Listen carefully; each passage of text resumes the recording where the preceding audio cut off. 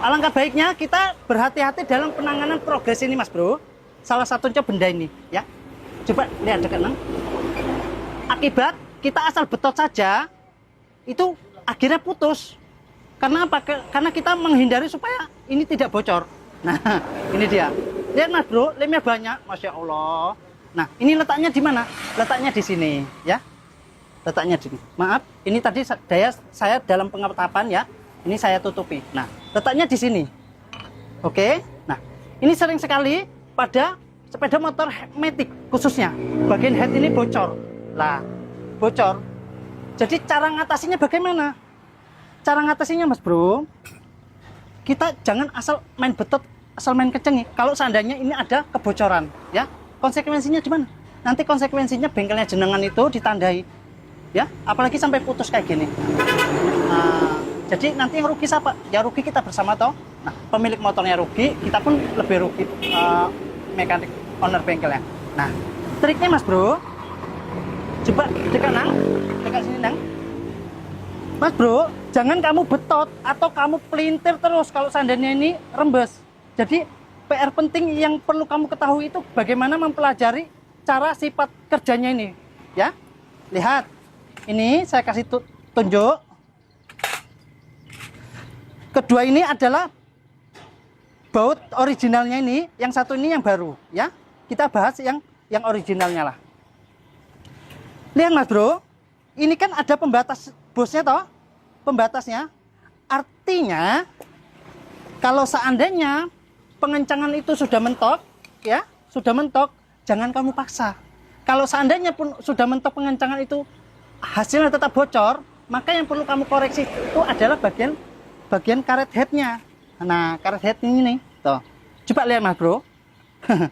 Ini, Mas Bro, karena bocor terus, jadi mungkin ini dipekerjakan sama bengkel yang sudah mendahului saya. Ini sampai di lem apa ini, lem Korea, ya, lem Korea, sampai ini lemnya pun kalau mau kayak gini, hasilnya pun tetap bocor.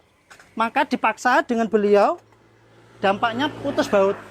Nah, jadi kenapa kok sampai di lem begini? Nah, filosofinya begini. Filosofinya begini. Karena sering terjadi orang ganti yang baru itu tetap bocor, ya, tetap bocor. Apalagi yang lama sudah membatu. Pertama, kalau seandainya pengencangan ini sudah kandas, ya, sudah mentok, tapi masih bocor, kamu buka, itu nanti ada tanda-tanda yang mencurigakan. Lihat sini, Nang.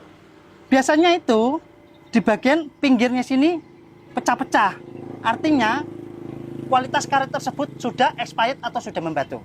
Nah, terus kedua, ya, ini kedua.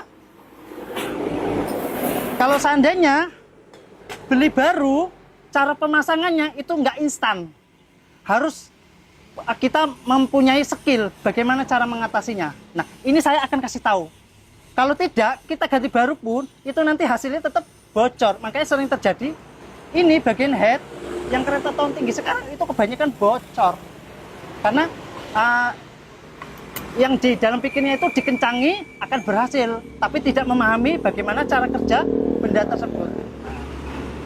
Ini salah satu contoh. Ya, lihat ya, sini dekat, Nang.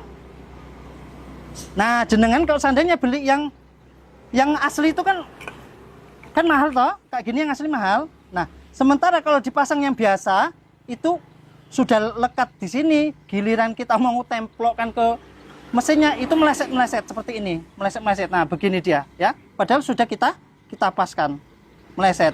Nah, jadi mohon maaf videonya ini agak panjang. Ini tanpa saya putus-putus, nyambung terus. Tonton video sampai habis, sampai kelar. Mudah-mudahan jenengan nanti diberi paham, oke?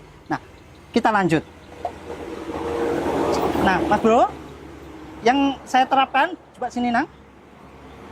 Cara menghindari, Mas Bro, ya, ini sebagai perumpamaan aja ya. Perumpamaan, lihat ya. Nah, kamu tetesi sininya lem Korea. Jangan banyak-banyak, satu dulu. Nah, sudah melekat, oke. Lanjut lagi. Lanjut. Ya. Hop, sudah melekat. Nah, sudah melekat. Oke. Jadi, cara kerjanya seperti itu, ya. Nanti kalau seandainya pun kurang, ini masih dongol. Nah, kalau masih kayak gini udah, yang penting dia zigzag. Artinya zigzag, titiknya itu kita jarai sini, ke sini, ke sini, ke sini, ke sini, ke sini, juga seterusnya. Jadi, Mas Bro, ini mempraktekannya tidak langsung saya kelarkan sampai siap, karena nanti durasinya kepanjangan. Yang inti-intinya saja, pokok pembahasannya yang saya bocorkan. Oke? Nanti setelah jenengan itu dilem, sudah keliling, dia sudah tidak lari-lari. Nah, jenengan nanti kasih lem packing itu di bagian sininya nang. Nah, contohnya seperti ini. Tapi janji ya, nah, hanya sebatas layang, Mas Bro. Ingat, ini karetnya kan baru toh, ngelemnya itu hanya sebatas layang, ya. Artinya hanya maksudnya itu ya sedikit saja lah gitu. Kalau sudah ini progresnya sudah jenengan lakukan semaksimal mungkin, mudah-mudahan dijamin ampuh masa panjang dan motor jenengan awet. Karena kalau seandainya ini bocor, itu kemana-mana, sirkulasi udaranya itu terasa mengap. Oke? Terus nggak cuma mengap, itu nanti bau, ya. Terus itu menyebabkan efek gumpalan kotoran yang membeku, tidak bisa hilang.